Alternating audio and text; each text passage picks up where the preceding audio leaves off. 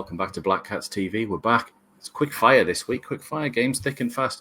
We're back talking all things Sunderland and Liverpool on Wednesday at 8 o'clock. We're not sure if there's a live stream yet, so we'll let you know. You'll see when it comes up on the channel anyway. But Sunderland obviously had a great win on Saturday against Liverpool. Bournemouth, 2-0 down, 3-2 up. We've done really well. Liverpool got a win against West Ham as well. So both teams are going into this off the back of a victory.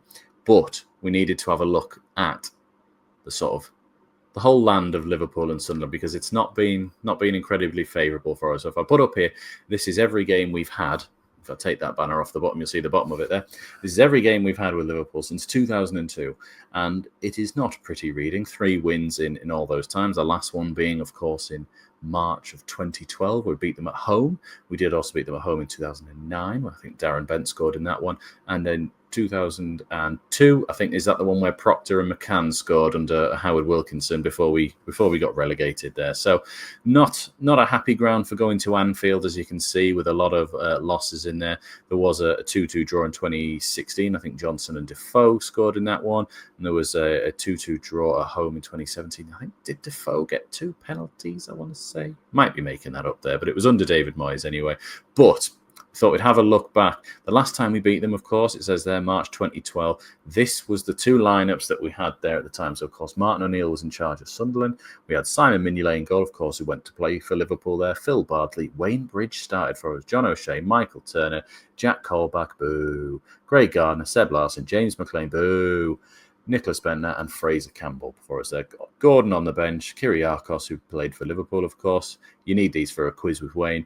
El Mohammadi, David Myler, David Vaughan, and Connor Wickham. On the Liverpool team, Jordan Henderson, of course, was already a big part of them there. And it was Nicholas Bentner, of course. I think he got a rebound off the post, I want to say. He sort of fired it in there, and we went on to win that one. But yeah, again, that was at the Stadium Light, not at Anfield.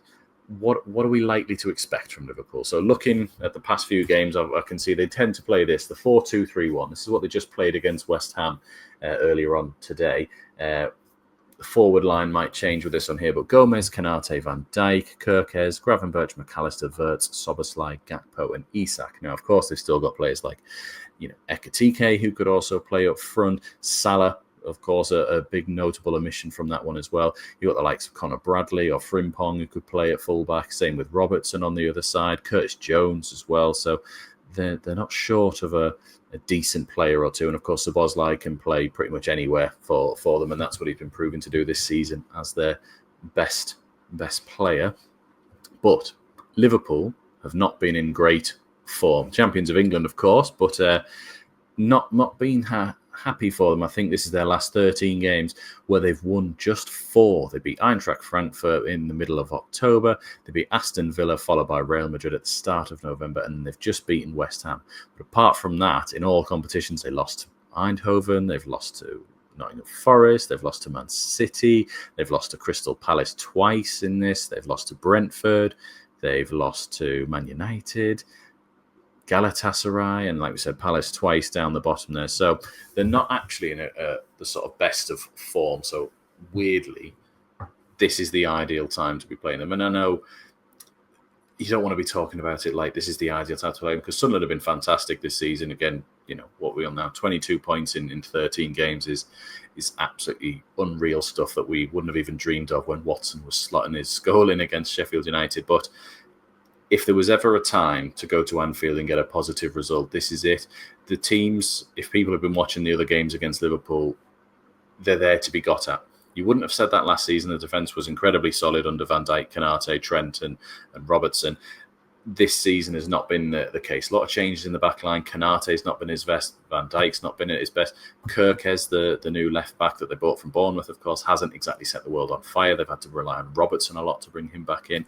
Then they've had a bit of a change at right-back. Gomez playing the most recent game, but you've got Frimpong, who they bought in, but he's more of a right midfielder. Connor Bradley's not really been able to nail down that position. So there's a lot of transition in that defence.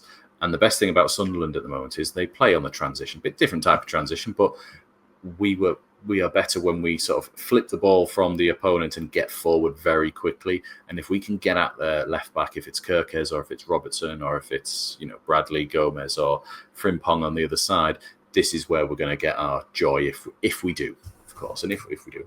And I go there thinking that this is probably the best Sunderland side I've ever seen in my life, and that they're more than capable of getting that, which again is mental to say. Now, of course, we don't want to be going in there thinking easy, because it's not. It's still going away to Anfield, which we've got a terrible record for. And the things that have gone wrong for Sunderland this season is when we've gone into games a little bit overconfident. Burnley, Man United in particular, not so much Fulham, but it was there a little bit that, hey, if we win this game, and then Bournemouth, and it eked in a little bit.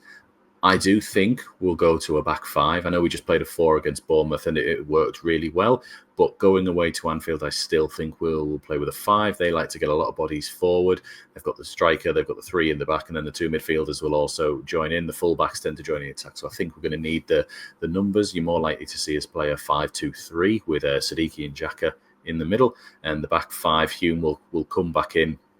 And Mukiele will drop into the centre with Ballard and Alderete. Oh, you could see Trader coming in as well, but I imagine he'll keep the majority of that team. It would be up, and then up top you've got, I think we're going to have to start Brobbey. Brobbey has been fantastic, and I know me as a Isidor's number 1 fan, his defensive duties can't be complimented enough, but I think we're going to need to get someone to roughhouse and bully a bit in this game, which is Brobbey all over, and he's been getting better and better in each week, and almost looks head and shoulders above, Isidore and Mayenda when we actually sort of see him play for a bit there. Traore will start, and I think he had his best time period, if you will, for us on Saturday against Bournemouth. Then you look into the options of who plays out on the left. Now, Talby, I've heard mixed things. One of my friends said, oh, he's terrible, and he was giving it away, and the others have said he had a really good game out on the left-hand side.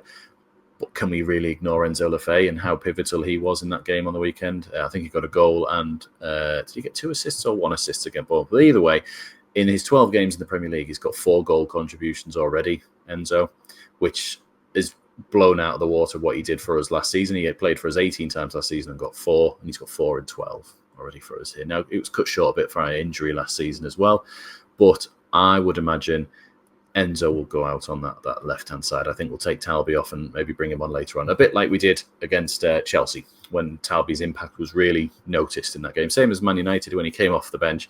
Talby really helped us to make an impact in that game. Now, in terms of Liverpool's danger men, if we will, I've got up on the screen here the scoring stats. Now, Mo Salah is still their top scorer with 4. I don't think he scored for a couple of games though. Gakpo has got 3, got 1 just against West Ham just before. Ekitike on 3, Gravenberch on 3, Caicedo, it's not Caicedo, it's Chiesa on 2, Szoboszlai, Kirkez and Ungamoa on 1, but Salah is also leading the way on assists, tied with Gakpo and McAllister. Szoboszlai's in there as well. It tends to be shared out. Now, I think this must be a little bit behind here. So Gakpo might be on 4 goals because Isak got his first Premier League goal for Liverpool, and he's not on that list there. So Gakpo could be on 4, same as Salah as well. And of course, Isak has scored. We don't want to think about the X-Mag sort of scoring against us there. And like I say, there's no guarantee he starts. It could be they swap in for Ekitike there. Like I said, I think we're going to go for a 5 at the back, and we're going to try and give our numbers a chance there. I think you'll see balls a bit like how we did against Chelsea, where we might fire it long, get Brobbey or someone to chase after it. We're not going to route one it every time. That's not the way we tend to do it. But when you've got to get out quickly and you want their 2 centre-backs facing their own goal, especially Canate, that's how we're going to try and get something out of this game and really have to maximise our game. We're going to have to be at our top level to get something here. But we're more than capable of it. We've proved that in so many ways and in so many games this season that we can cause big teams problems. And if ever we were going to go to Anfield and challenge and do that, this would be the game. I've got us. I predict, which I'm terrible at. I think we'll go there and get 2-2. I just see us get us something out of this game here. I never predict us to lose. I just don't want to do that. It really hurts me. But get your score predictions in the comments of this video. Here is our leaderboard for the season. I think Richard Waite in 8th got onto the leaderboard this week with a 3-2 over Bournemouth. So you can see Michael Bowers in there. Mike is still on there from week 1, and I am not on there yet. I don't tend to get the score right. So if you were thinking 2-2 as well, I said 2-2. So it probably isn't going to happen. So just that's a little bit of warning for you there as well, if you're thinking of picking the same score for us there. So just to say, there might be a live stream. You'll see it up on the channel here. There won't be a midweek Mackems on Wednesday. It'll be on Thursday because of the game on the Wednesday night, of course. But yeah, I think that's the best thing. Let me know what you think, your thoughts going into this game. You know, what scores we're going to get as well in the comments. I do read every single one of them. So does Mike as well. But yeah, we'll see you all in the next video. So take care, everyone. Goodbye now.